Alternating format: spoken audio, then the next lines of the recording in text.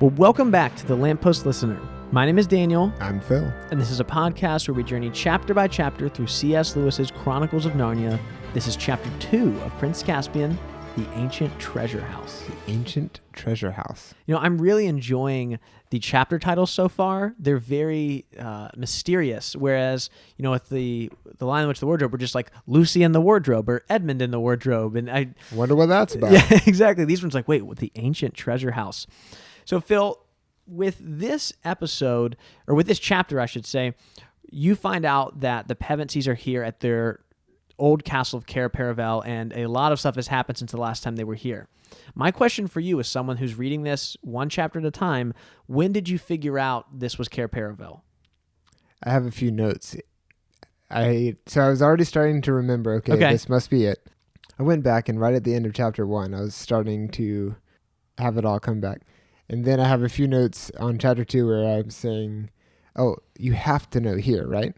And then later on, like, okay, everyone's picking up on it now. And then just in case, there's like a third one a few pages later. I'm like, you have to understand what's going on here now. Until like, at that point, they're just plain saying, this is definitely Narnia. This is definitely the castle. Yeah, I think I've seen that with a lot of my students. I've not done like a book study on Prince Caspian when I was teaching, but I read it aloud to one class who was like, they really, really wanted to go further up and further in. And so we read Prince Caspian, and it was interesting reading this chapter where it's like some kids got it right. Like wait a second. Like, I know what's going on here. Going on. And then a couple again, there's always like, but that didn't happen in the first chapter, right? No, not really in the first chapter. I think because you really don't expect, them to go back to Narnia 1,000 years later where it'd be this drastically different. I just don't think anybody's thinking of that. By this chapter, there's enough, Lewis drops enough kind of breadcrumbs for his readers that they're kind of each, there were different, like you said, different kind of times where it's like, oh wait, that's it. So the light bulb clicks differently at different times for different kids. Right. Would you want to jump into the chapter summary? Let's do it. So in the last episode, Peter, Susan, Edmund, and Lucy were exploring some kind of ruins and stone wall on an island that appeared to be in Narnia. Take it away, Phil. All right. Summary for chapter 2. The children realize they are not just looking at a wall, but an old castle. As they explore the grounds, certain details remind them of their home when they ruled in Cair Paravel. The night begins to set in, and they make a fire and eat some of the apples from an orchard. The children realize that they are not just looking at a wall, but an old castle. As they explore the grounds, certain details remind them of their home when they ruled in Cair Paravel. The night begins to set in, and they make a fire and eat some of the apples from an orchard. But when Susan finds a knight from a chess set, they piece together that the orchard is one that was planted when they were there last, which means that quite a bit of time has passed, and they are in the ruins of the castle they used to live in. Susan wants to sleep, but now knowing the truth about their location, the children begin to look for the gifts they received during their last trip. They find the gifts, each one triggering a memory, and at last settle in for the night. Very nice. Did you find writing your chapter summary really difficult? Extremely difficult. I had the hardest time back with chapter 1, and I think it's just we're kind of off to a different tone. It's not really a lot happens in these first 2 chapters. It's, the Pevensies show up in Narnia, they explore the beach, they kind of travel up a stream, they find a wall in an orchard. Chapter 2, they explore a little bit more around that apple orchard, they discover that they're at Cair Paravel, they look at their gifts. And I don't say that to be like making fun of, this is boring, but I had a really hard time, we're just coming from the end of The Lion, the Witch, and the Wardrobe where I was like, I can't fit everything that happens into 150 words. It was a challenge. And here I'm like, ooh, is it okay if I'm under 100 words? So I'm glad you're feeling the same way that I was. So I think the first 2 chapters have a lot of adjectives, not a lot of verbs. So not a lot happens, but we do get a lot of description, which I think is so important because we're going to be here for a while. How many chapters are there? I think there's 15 in Caspian. Okay. Yeah, we'll be here for a while. Yeah, and what's interesting about that is I think that's what we want, right? Like I talked about this in the last episode. We missed Narnia. So here it's like, great, you missed Narnia. Here's Narnia. Yeah. As fast as the pace is, like we're already back. We were back within 2 pages. Pretty much. Yep. For chapter 1. As fast as that pace is, it would be way too fast if a bunch of stuff started happening. Like what if there had been 2 wars by now? It'd be like, whoa, like hold on. Like this is too much. So let me ask you this before we jump in and kind of break down the text.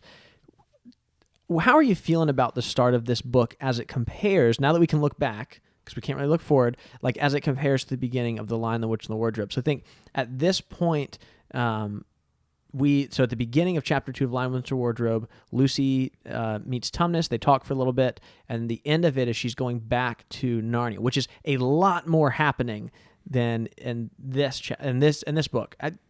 How do they compare? One thing I notice is we know the characters, but we don't know the setting, or we don't know the setting at this current time. As in, like, we don't understand how much time has passed. So it's kind of a new setting in that way. Yeah. I really like that we already know the characters. This is the reason I like the sequels to comic book movies sometimes more than the origin story. Because the origin story is great, and I'm so glad they do those, but I don't want to see that so many times. And I actually like when a character is established and now we have like little inside jokes, or we have the character can say something and we're building on stuff that we know they've said before. So we talked about this with chapter 1, some of the lines that they're saying, and it happens in this one too. We're seeing the children and they're a little more mature. They're a year older, but they're also like 15 years more experienced. Yeah, which is like which is really weird. weird time thing going on. So it's very different than the first 2 chapters of the last book, but I don't mind that at all. What do you think? The jury's out for me. It's also hard because just The Lion, Witch, and the Wardrobe is such a staple of just children's literature and a fantasy, and it's no secret that this book is not as popular as The Lion, the Witch, and the Wardrobe, and so like that story of from the Wardrobe is like ingrained in my mind, and it's not just as an adult, but as a kid, it was such a big part of growing up. Whereas I read Prince Caspian maybe once or twice. I've seen the movie a couple of times, and then I've read it twice as an adult. And it's just, it doesn't have that same kind of magical feeling coming back into Narnia. But this goes back to what we talked about at the very beginning of last chapter. We know that C.S. Lewis is viewing this as we're trying to restore the true religion after it, things haven't gone well. And so coming back to Narnia, while there is this aspect of discovery and it's magical, it doesn't have the same qualities that it did the first time. It's almost, instead of being like, oh my gosh, we're in this magical place, it's beautiful, it's wonderful, I'm like, by this chapter, when I'm finding out that we're in Narnia, I'm like, what happened? Yeah. Like this is Cair Paravel. It's been destroyed. Yeah. Or even worse, it's just been left to rot. It's a different tone. Yeah. And it's kind of like a dark wondering, like yeah. You said it perfectly. What is going on? Yeah, it's not. Which I'm asking the same question as Lucy goes into the wardrobe and she sees the lamppost. I'm like, what's going on? Yeah. And then here I'm like, wait, what's going on? This isn't right. And so I'm the jury's still out as far as which one I like better, but I'm on board that this is something different than what we just had before. Right. All right, so let's start. Let me read a section here from the first page of the chapter. While they were talking, they had crossed the courtyard and gone through the other doorway into what had once been the hall. This was now very like the courtyard, for the roof had long since disappeared, and it was merely another space of grass and daisies, except that it was shorter and narrower, and the walls were higher. Across the far end, there was a kind of terrace about 3 feet higher than the rest. I wonder, was it really the hall? Said Susan. What is that terrace kind of thing?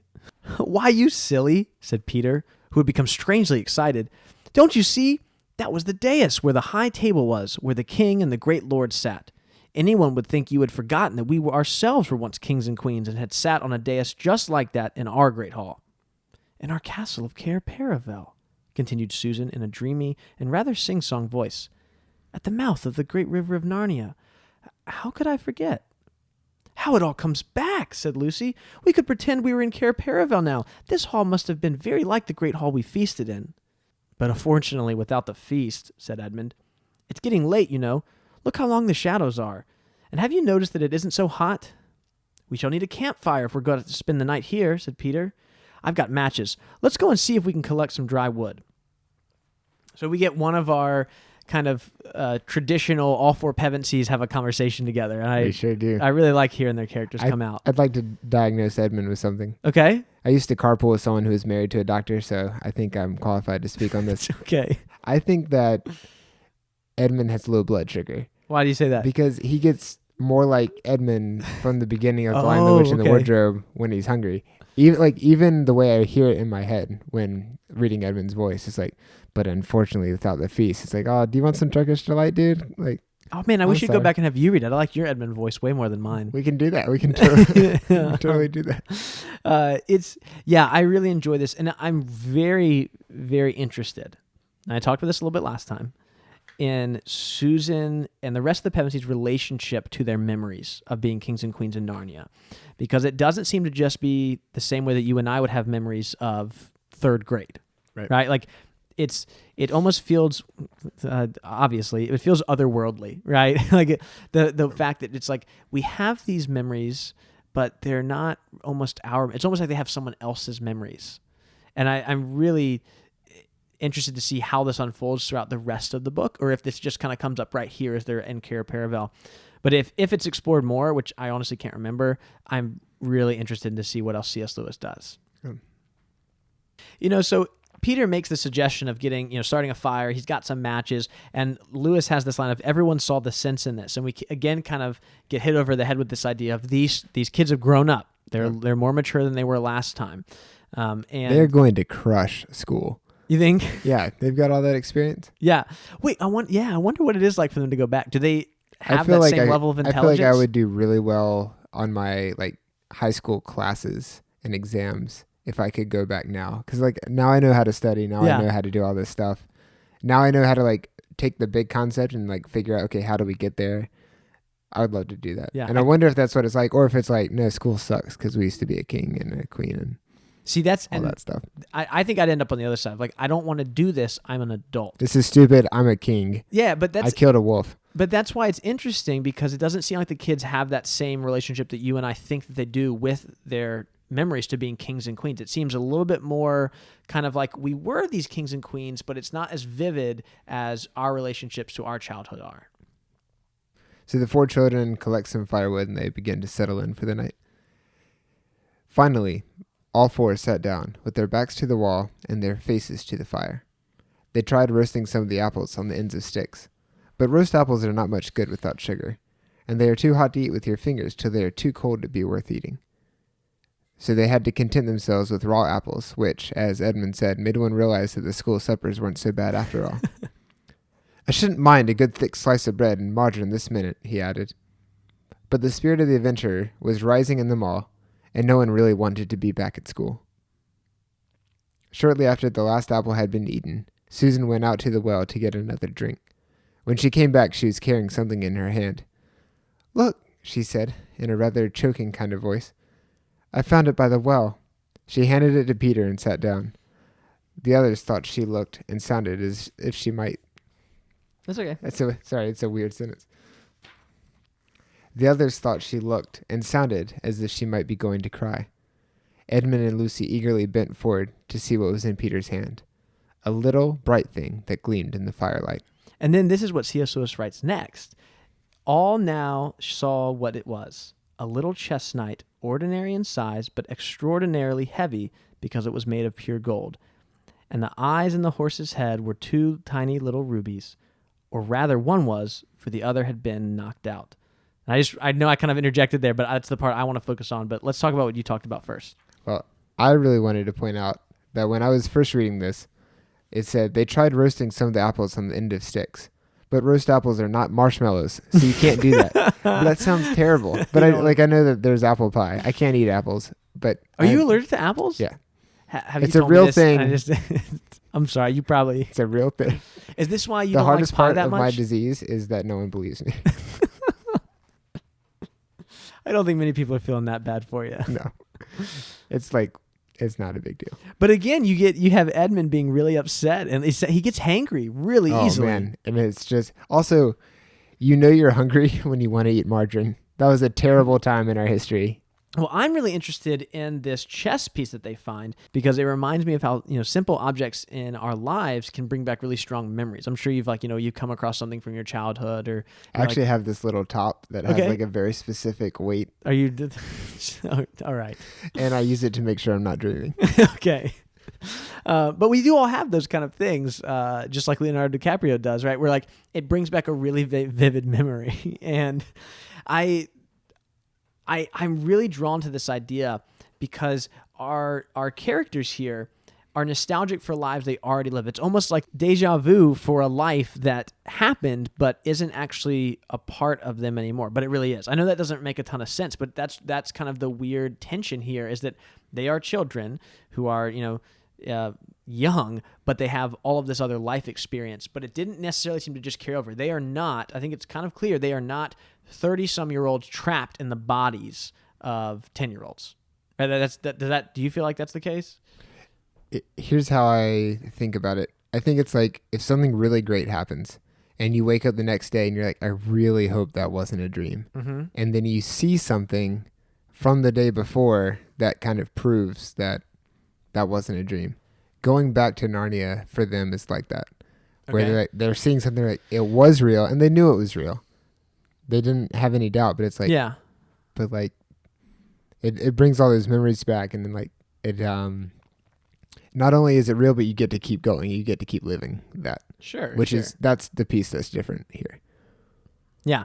It's a really interesting thing. And it's not like this chess piece is not something you think about when you think about the iconography of the Chronicles of Narnia, but it's something that I really like. Like it's a really small part here, but to me it stands for so much in the fact that this is who they used to be, but it's not who they are now. And like, I'm really interested to see if C.S. Lewis explores that aspect of like, who they were as kings and queens. They don't, when they were, are they just going to come back into Narnia and go right back to being, is Peter going to be the high king of Narnia just like, at the snap of his fingers, or is it going to be something he has to learn? And I mean, I kind of know a little bit about what's going to happen, but you really don't. And so as a first-time reader, I would be interested in be like, wait, are they just going to go back to being the exact same way they were, or is it different now because they've now spent a whole year in our world before coming back and now they have to be kids again?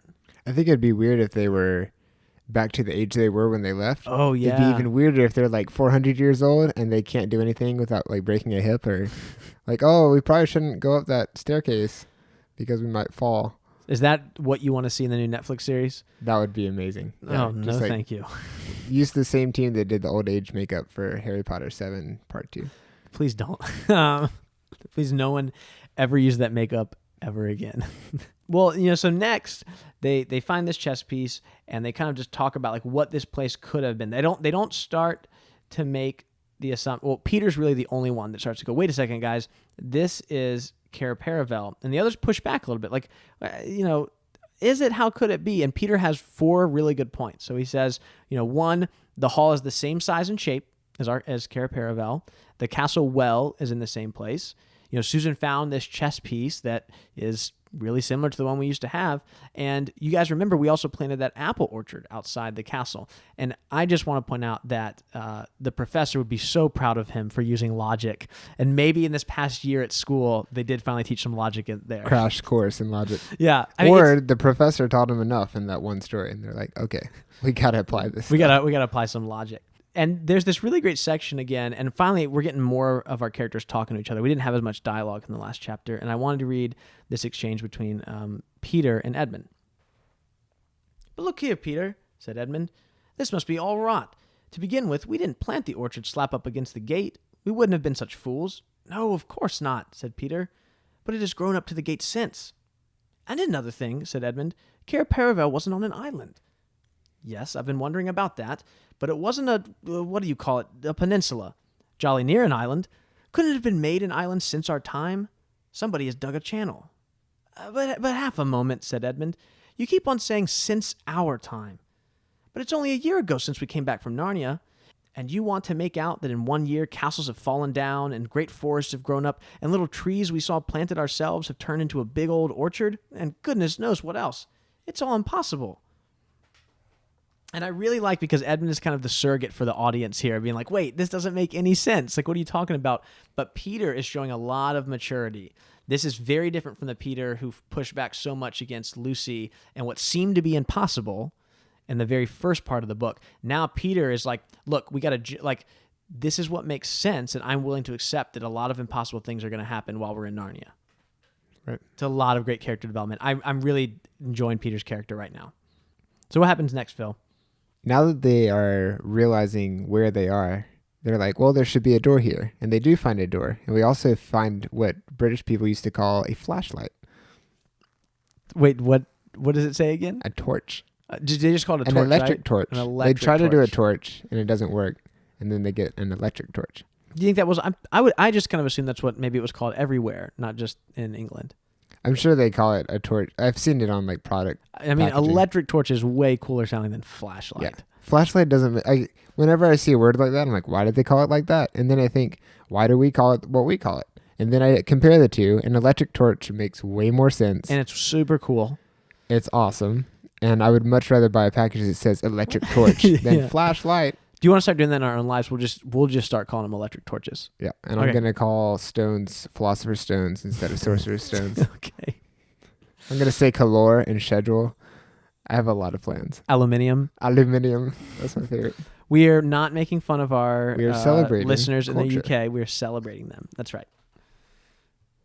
So as they get down into this treasure room, they come across all of their old gifts from Father Christmas. And I love right before that happens, Susan is not into this because she does not want to go down into the dark chamber, and I'm 100% on board with that. I am not. Yeah. I would not want to go in. I would be. And staying Lucy with gets Susan. mad at her for saying that something might jump out at them. She goes, "Oh, how could you?"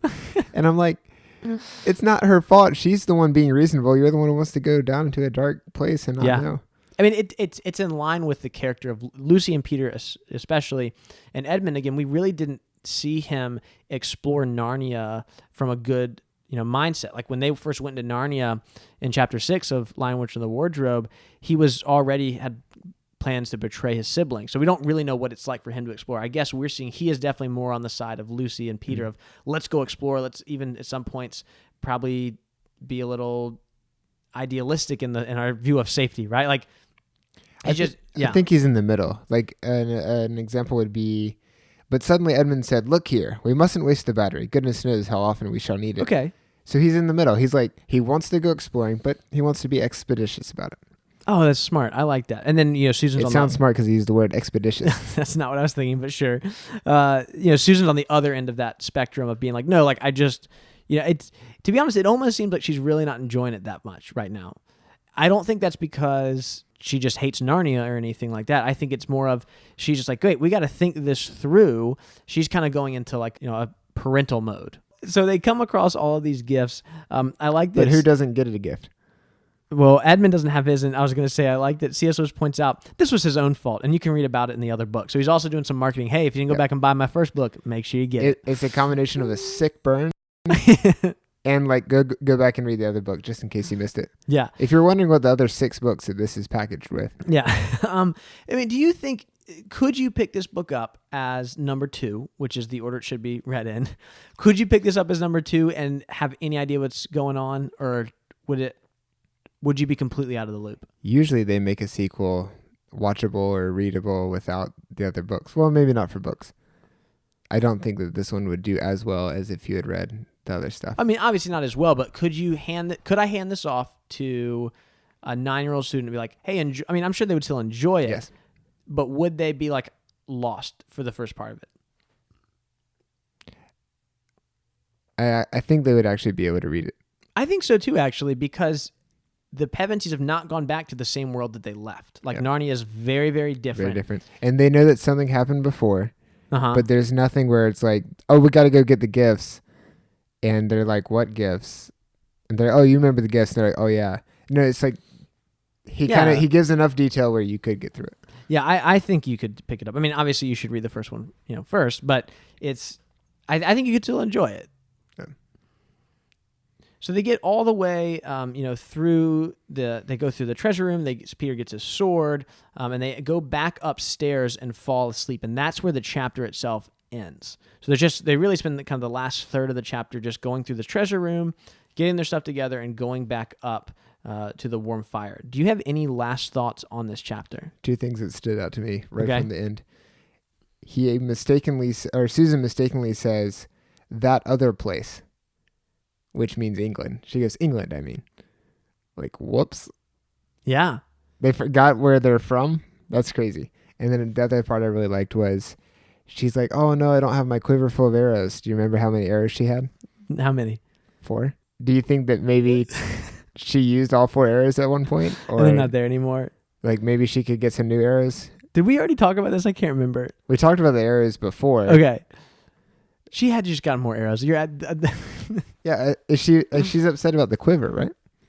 I thought they were worried that the string wouldn't be taut anymore, but they go back and it's a magical string on the bow, so it still works. I want to talk though about the fact that it's a common thread between the 2 stories. Yeah, very nice. I want to talk about the fact that she says the other place, England. I mean, is she already kind of starting to forget? Because we know that when they were in Narnia for about 15 years, they did forget. They forgot about the lamppost. They forgot all about England. Is that happening again? Like, is that already starting to happen where like them going back and forth is not, they don't take all those memories with them? I know that's kind of been the thing I've been harping on a lot, but it's something that this is the first time I've really ever thought about it. But I'm really interested in seeing like what is actually happening in their brains. How are those memories working? Is it just all magical that you're there long enough and you start to forget about where you came from? Have you traveled outside of the country? Yeah. And you're from which country again? I'm from the United States of America. How long did you spend outside of the United States? Like in one go? Probably 10 or 12 days. I don't remember. It's been a while. Okay, so it wasn't like a month or anything? No, I did not study abroad or anything. Yeah, I've only been outside of the U.S. for 8 days. Okay. And the first 2 or 3 days, I kept referring to here, meaning my home back in the United States. And it was a very strange thing because I'd never been that far away. Sure. And I was like in a completely different country. And everything looked different. And I'm walking around saying here. Yeah. Because I was with a few people that I knew from back home. So, and eventually you forgot where you were from. And I forgot where I was from. Yeah, okay. Made getting back on the plane so much weird. More difficult. Yeah. Where are we going, guys? Well, any other? So yeah, those are your 2 thoughts. Anything else before we wrap this chapter up? The way Peter talks about his sword. You don't like it. First of all, your face is telling me you do not like it. Was it named before? I think this is the first time we hear it named. I don't think we hear it named in. And how would you say that word? Rindon? Rindon? You were thinking Rindon? I was thinking Rindon. Rindon. Because like rhinoceros. Oh, okay, Rindon. There we go. It's just the way he says it, man. I hope he's not holding it the way he held it in the movie, in the Disney version. Well, no, do you not have the Pauline Baines illustration? No. Dude, he's holding up in a regal way. Oh. Yeah, I mean, he looks, I mean, it's... Let me walk over there. He's holding it up, and he looks like a king. Okay, that is pretty cool. Yeah, Pauline Baines, nice job. It's a really cool illustration. It's the way he says it. He goes, "It is my sword, Rindon, with which I killed the wolf." I just like, if I was there, I'd be like, "We know."